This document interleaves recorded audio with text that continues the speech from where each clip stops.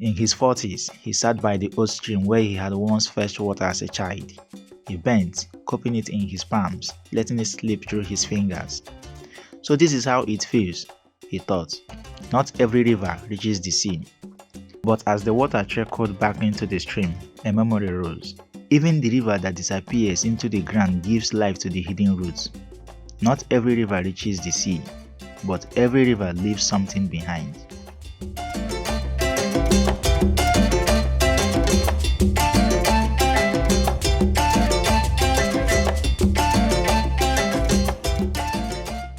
That afternoon, Onuoha walked slowly, dragging his slippers against the dusty ground. His hands were tucked into his pocket, his head bowed. He wasn't in a hurry. The village children ran past him with laughter, carrying tins and plastic rubber to fetch water from the stream. Their joy stung him like a reminder of something he had long lost. Life, he thought, was like a river. Some streams gush with force, cutting through stone, unstoppable in their journey. Others, like his own, get lost along the way, swallowed by the earth before ever touching the sea. Onuoha had once been a boy with dreams too big for the small compound where he was born. He wanted to be a teacher. He loved books, the smell of paper, the feel of knowledge waiting on each page.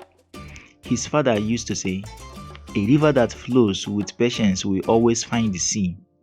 Onuoha believed it. He worked hard, studied under the glow of a kerosene lantern, and dreamed of classrooms filled with eager faces. But rivers do not always flow the way one hopes. First, his father died. The house became silent and heavy.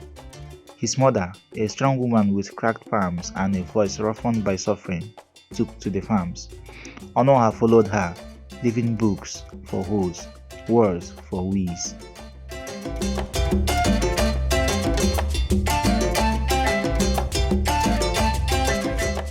Then came the sickness. It crept into his body like a thief at night, stealing his strength. Weeks in bed became months. By the time he rose again, his mate had moved forward, their rivers flowing freely into the wider streams of opportunity. His own had slowed, weakened, broken into small puddles that the sun quickly dried. Still, he tried. He found work as a laborer, carrying blocks, mixing cement under the blistering sun. He would wipe the sweat from his eyes and whisper to himself, "The river still flows, the river still flows." But with each year, the currents grew weaker. Dreams of being a teacher faded into the background, like a song half remembered but no longer sung. Now in his 40s, Onuoha sat by the old stream where he had once fetched water as a child. The water was low, trickling timidly over stones. He bent, cupping it in his palms, letting it slip through his fingers. So this is how it feels, he thought. Not every river reaches the sea. But as the water trickled back into the stream, something softened inside him. A memory rose, his father's voice, warm and steady.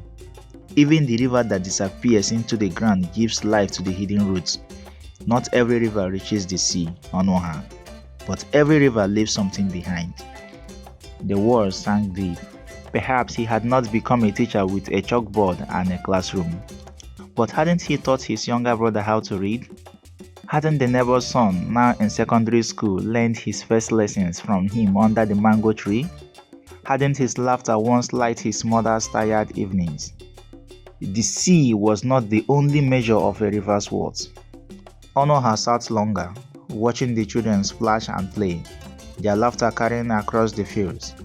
His heart, though scarred by loss and detours, beat with a quiet rhythm of peace. Perhaps his river had not reached the sea, but it had given water to the thirsty roots along the way, and that too was life.